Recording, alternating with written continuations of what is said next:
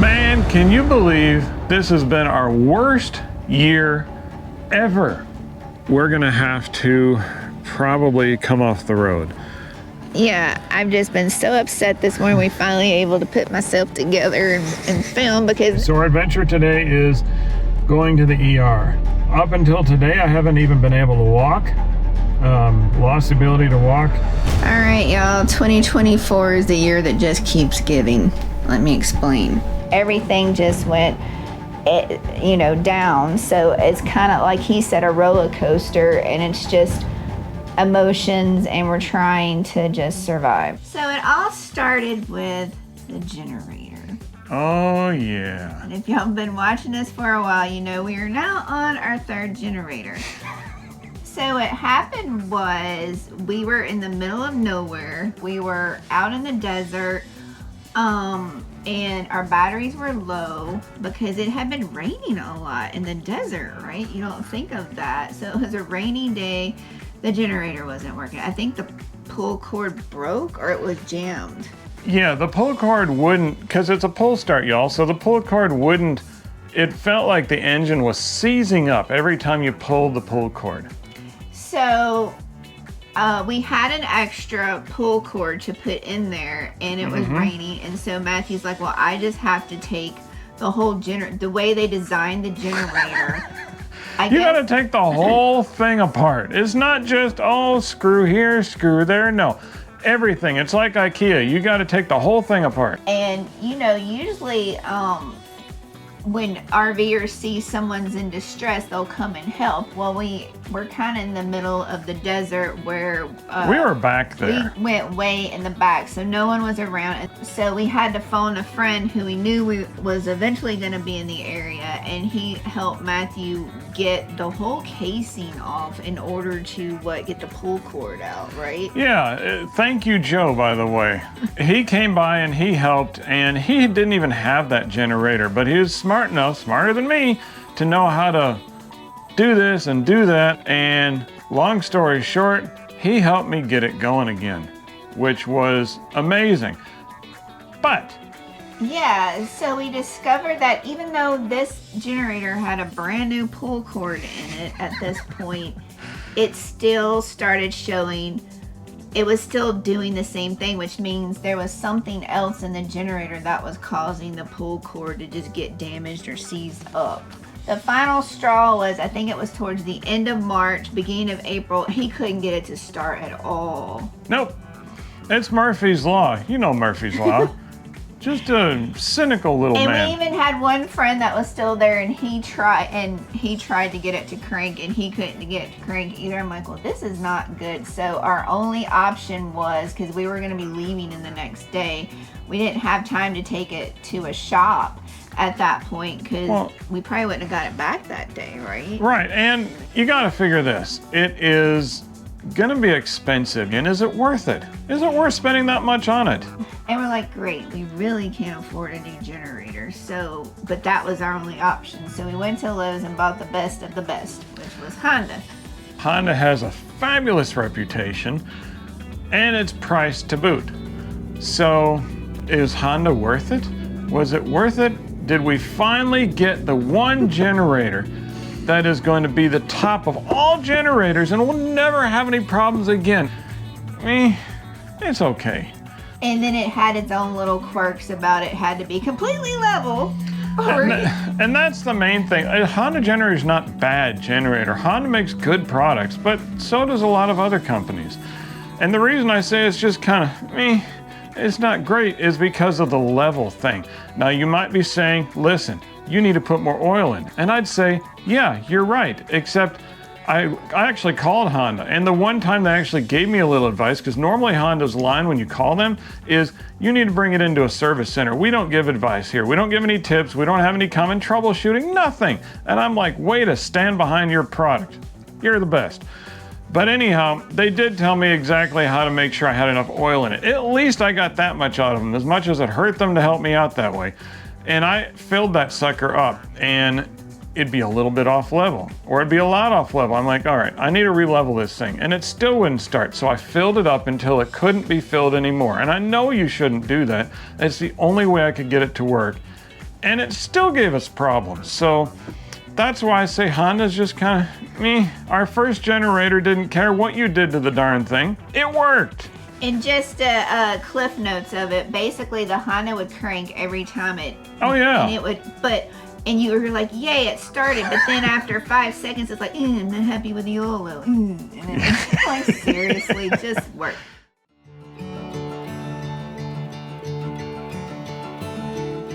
Something that can be really tough on anybody, whether you're stationary or mobile, is your income. Our income is production based, so the more work there is, the more we get paid. That's with my job, Matthew's job, the content creation, and any of the smaller jobs that we have. That's just how it is. Yeah, we both have side jobs, side hustles. You know, it's a common term these days. And so we were, making it. And then I get the news in April. My manager emails me and said, you know what, that major account that brings a lot of the production work that I have is probably, she put in quotations, going away. And it was instant, like this was in the month of April. We're like, oh, we might not be able to be mobile anymore. We're probably going to have to go somewhere and park it and be stationary and not be mobile full-time RVers, but be stationary full-time RVers, because Matthew instantly thought he was going to have to get like a physical job, because the remote jobs are really hard to find. Well, remote jobs that pay what we need them to pay, and I can't do a lot of big loudmouth headset type stuff where I'm talking to people, because guess what? This is how close we work. We're not sitting at our desk right now, but how easy is it for a transcriptionist girl over here to concentrate with me going blah, blah, blah, blah? So, not an option. Anyways, I digress. So that was devastating, but before we made a rational decision and just headed back to Florida, because we thought, okay, well, that's our home state, we'll just go back there. We just thought about it, gave ourselves time to breathe. I still had the job and we were still making it at the pace that we were doing, but it was like, okay, look for another job. Matthew was gonna maybe look for additional jobs that he already had. And we played that game all summer, and my manager was like, oh, well, it's just a temporary basis right now. And then all of a sudden they rebid on that contract and they won it. And I'm like, well, that was like, whew, that was good, but then we lost some smaller accounts, so it kind of like, it's still kind of about the same situation, right? Everything's going up, eggs, all kinds of stuff. It's very expensive, so we're still, it was a tough year for finances, so it's been a very tough year, honestly. We're hoping that we can improve that with better income coming in, because we need an income increase. So the blessing in all this, though, is we are making it, and that is a huge blessing. And if you're in the same situation we are, we want you to know we're making it, and that means you can make it. Hey, if we can do something, that definitely means you can do it. But also, God is still God, and it's like I heard the other day, if He wants to bless you, He's going to bless you, and there ain't nothing that's going to get in His way. And He knows what situation we're in. So as long as we're doing our part, as long as we're trying to work, which we are almost every day, as long as we're trying to find better employment, as long as we're trying to do what we have several irons in the fire, we should be satisfied with that, even if we don't get the results we're hoping for. So we are hopeful. We are blessed. Every day is a new day. As I saw yesterday, it's 365 new chances for a better day. Right. So that's what I got to say about that. Money, phooey. Who needs it? And if we've learned anything during these tough times, is you just need to continue to have joy in your life while you're going through the struggles. Your joy can't come from your situation, because if it does, you're going to have heartache. And trust us, we know, because we've had to suffer through that. Your joy should come from your faith. Your joy does not need to come from your situation. That's icing on the cake. And if it is just the icing on the cake, then that means it can only make it better, not worse.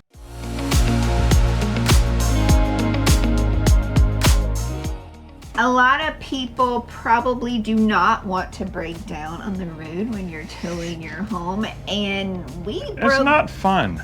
We broke down 3 times in 1 year, and the first breakdown was we didn't know what we were doing, because it was just We did not know what we were doing, and that is clear if you've seen the video. I mean, that's embarrassing. It's when we had our first tire blowout and we didn't even know how to get the spare down. We let the slide out. Yeah, we let the slide out. That was me, folks. I'm like, oh, I'm gonna let the tire down. Cranky, cranky, cranky, and I'm like, nothing's happening. I go around to the other side, the slide's hanging out. So, smart one I am. I mean, if we've learned any lesson from this, it's very important to have a tire pressure monitoring system. Which we did. It went off. We were able to find a parking lot. So we were very thankful that we had the TPMS, the tire pressure monitoring system. And we were only like 10 miles from the boondocking spot. So we're like, oh yeah, that was in Safford, Arizona, our first. So we had a nice parking lot that we were in, which was good because he opened the slide up, and if we were on the shoulder, then... Can you imagine if I did that in traffic? Oh man, that would be not embarrassing, that would be dangerous. We were in a spot that had no discount tires, and so... Because that's what we use. Thankfully we found a Walmart, but what we learned in that is they will not warranty the tire if they did not install the tire. Like, we bought the tire and they put it on the rim, but Matthew put the tire back on the RV. So unless you roll your RV in there where they physically mount it for you, then they're not going to warranty it. But from our experience in Discount Tire, they will warranty it as long as they put it on the rim. So our next one was, we were just leaving, instead of almost being there, we were just leaving the Elephant Butte area headed to Albuquerque. And I'm like, why didn't this show signs when we were at the RV park? And this was on the interstate. It really was. And that was really scary because Matthew could not, because the 18-wheelers that would go by, it would rock the RV. And the shoulder was a little bit off kilter. You know the way they are. They're not totally level. So our leveling system was all locked up because it still thought we were in motion. He finally figured it out, got the jacks down to where it could be stable. Yes. And then we were able to get that tire changed quicker this time because he had already experienced it in the safety of a church parking lot the first time. So the interstate one went well. What was our last one? The last one happened when we just left the boondocking spot again, and thankfully we were able to pull it because we were headed mountain roads here in Idaho, and we found a storage unit to pull over into. And thankfully we were traveling with friends then, so we had friends that pulled in to make sure we were okay. And you might also be thinking, well, get a patch kit. We have a patch kit, but it seems like ours are usually not patchable where they blow. The last one blew, I don't remember where the first two blew, but the last one blew right on the edge of the sidewall, so you can't patch that. I saw that, I'm like, there's no patch in that. It had a hole in it. And so I think it was just old. And it was only, what, 3.5 years old at that point? Right, they're supposed to last 5 years, right? It didn't. The blessing in all of this craziness with the tire, a couple of blessings. Number one, we were prepared because we did our homework. And I'm not touting us. I mean, praise God, he gets all the credit here. But we were prepared. We had the bottle jack. We had little boards to put under the bottle jack. We had the reflectors to put on, the triangles or cones to put on the road. We had the Viair system, which is in our Amazon store. We had all that stuff. And so we were prepared. Did we know how to get the slide out? No. I mean, that's what I did, is put the slide out. Did we know how to get the spare tire down? No, but we were prepared with equipment. You can get more knowledge on the side of the road, but you can't make equipment just appear out of nowhere, thin air. So be prepared. And the other blessing was that we were able to do it, even on the side of the road. So don't let your anxiety about the situation get the better of you. We had a TPMS, we had the knowledge that we needed, or we acquired the knowledge we needed, but we had the stuff. And if you do the same thing, you don't really have much to be worried about. Just stay safe, have the equipment, and you'll be okay. And the other thing about the spare tire, once that genie in the bottle comes out, it doesn't stay tight anymore. You have to, like, after every couple of moves, really check it and crank it back up and tighten it up. I don't know why that is. Like, they were able to get it to stay when they, it came from the manufacturer, but once you use it, it doesn't stay. Kind of like opening a jar of pickles. Once you open it, it's a lot easier to open. Well, it's the same thing with the tire.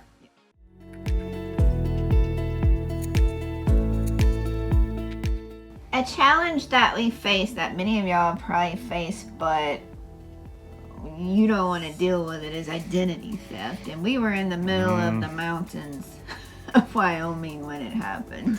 Identity theft is a horrible thing for anybody to go through. It's just not fun at all.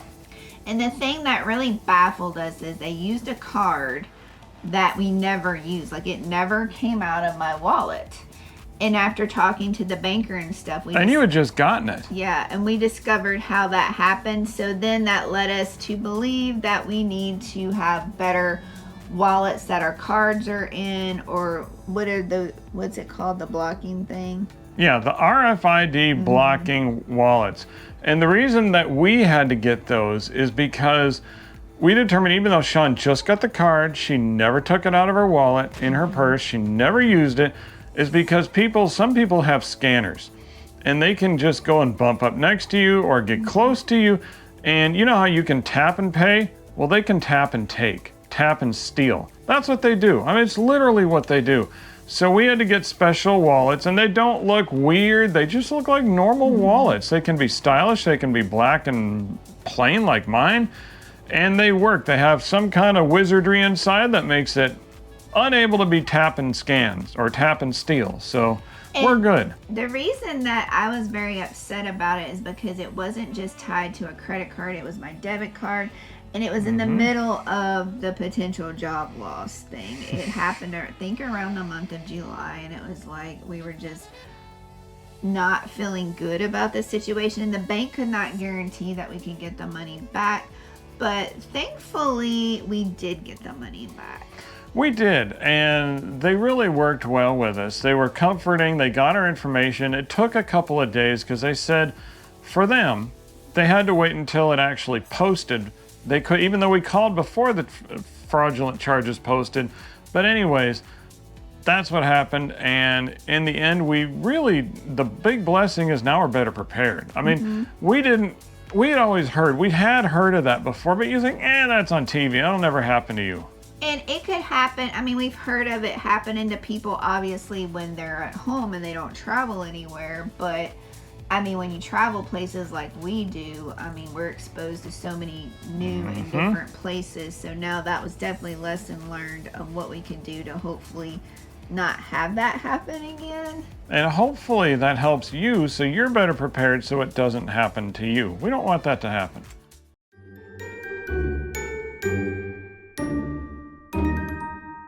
Something nobody wants to deal with is furry rodents.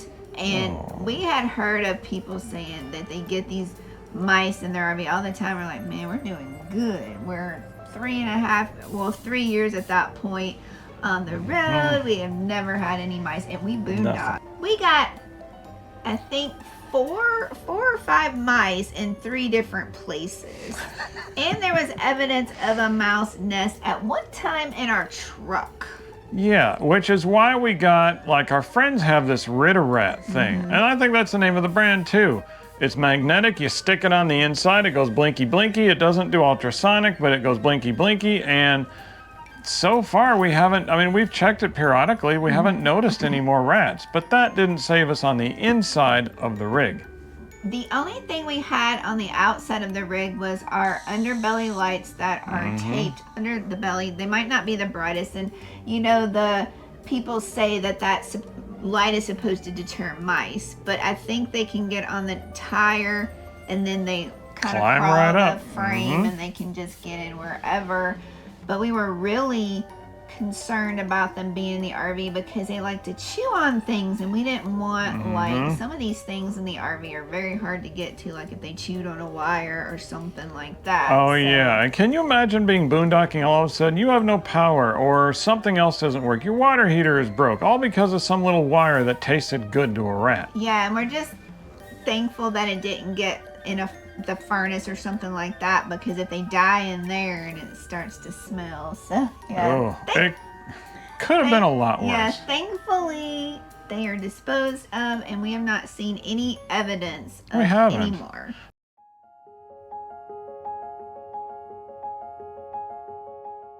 So we've talked about not having power generator problems. We talked about tire blowouts, identity theft, and mice in your RV, but none of that equals to the next, I think, toughest thing that we've ever had to go through, and we were on the road while we dealt with it, and that's when Matthew became injured to the point where he could not walk, lift anything, and we were in a spot at the time that we had to leave after 2 weeks, so he didn't have that much time to get better. And I didn't get better immediately either. That was hard, y'all. I had so much pain. It was more pain than I'd ever felt, and I couldn't walk.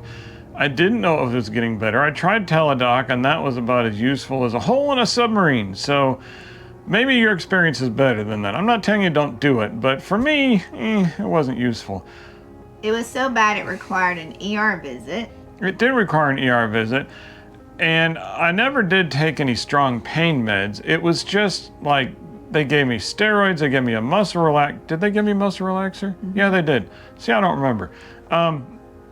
He had to have a cane. I had to have a cane, and apparently I used the cane wrong. Thank you, YouTube land, because so many people say, you're using it wrong. I'm like, I didn't know. It doesn't come with instructions. You just buy it and you use it. So, but it did eventually, thank God, get better. I got better, and I wasn't sure I was going to. I even had to sleep in the chair. As a matter of fact, talking about mice, I was sleeping in that chair because I couldn't lay down because it hurt too bad.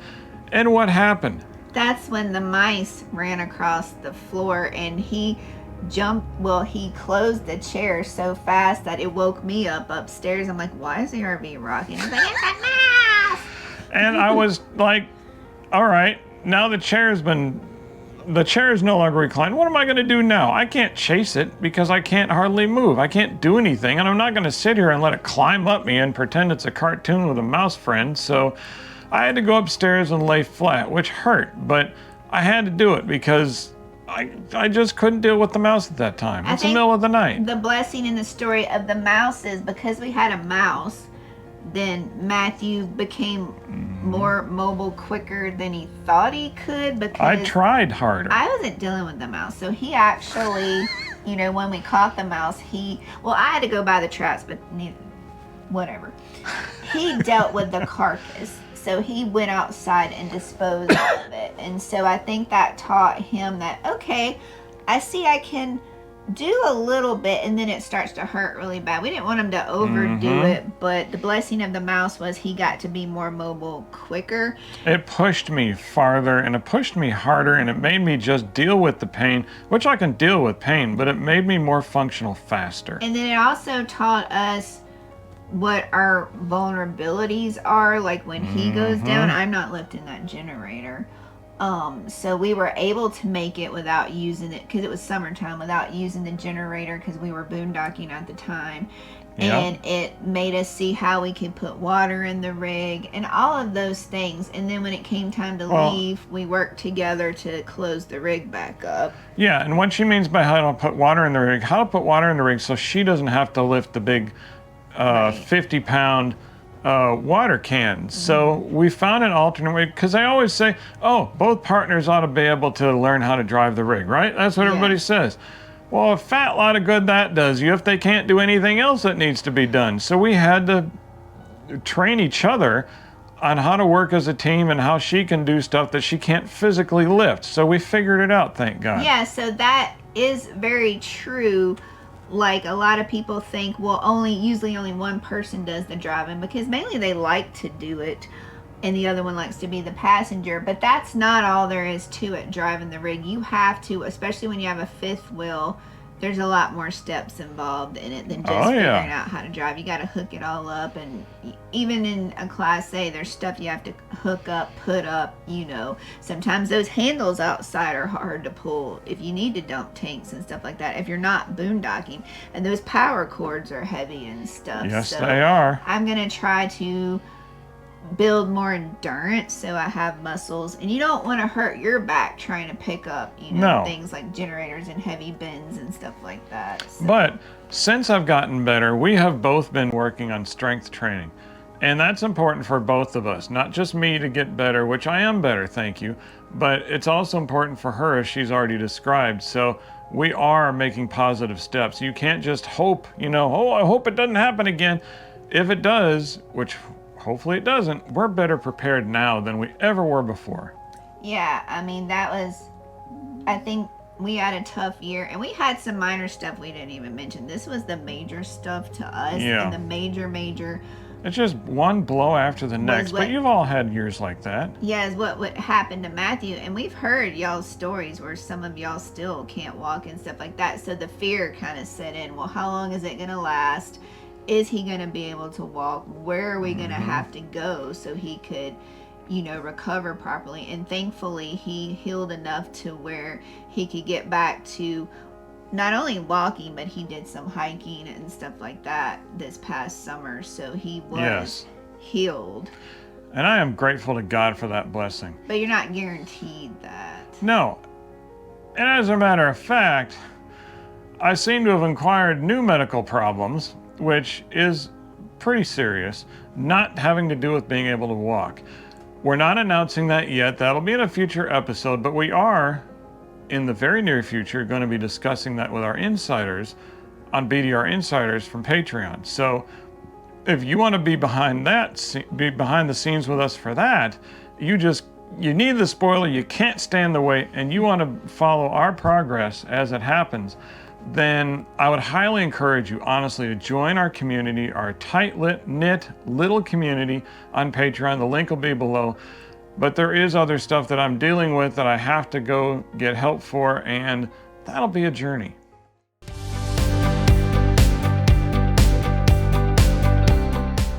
So everything that we have went through, minor stuff, that wasn't mentioned, but y'all have seen the videos. Major stuff, which I believe the major stuff is mainly Matthew, his injury and stuff like that, and dealing with tires and stuff, because they're expensive, right? Oh yeah. But we are still on the road. We're still mobile nomads as of right now, and with God's help, we have made it this far, and we hope to make it farther. And that's the thing, y'all. One thing that we keep learning, a lesson that we keep learning as we go through all this stuff, it was genuinely our worst year so far on the road. It absolutely was. But we had so many blessings from God. Sometimes he takes away your problems. Sometimes he says, listen, I'm not taking this away, but I'm going to show you how to deal with it. Or at least he brings us peace. He brings me peace. He brings Sean peace and joy. And he helps you deal with it. He brings new people into your life. He brings new methods of doing things in your life, whatever. God works in many different ways in your life, and sometimes it's just the fact that you get to see him working in your life, even if he doesn't heal your injury right away, even if he doesn't take away that money problem, or even if he doesn't give you everything that you think you need. It's a blessing and a half to see God working in our life, and we got to see that a lot in 2024. So it was our worst year ever, but in many ways, it was also a very blessed year. And I want that to be the takeaway, that we have had a blessed life, no matter how bad we think it is.